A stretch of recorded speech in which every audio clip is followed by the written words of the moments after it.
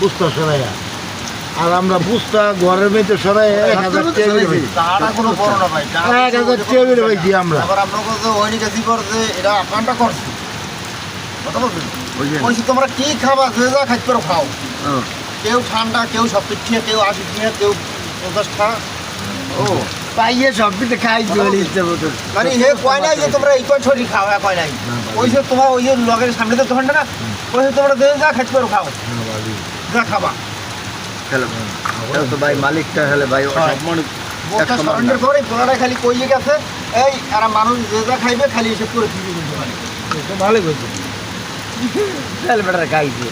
না হেলে বেটার হেলে কম করে যাইছে হে বাইতে কতটা কইলি না আমি তো খাইলি সাক্ষী ওই তোমরা খাইলি টিয়া কোন করে সব কিছু আছে তারপরে মানুষ কাছে কজন 13 জন 14 জন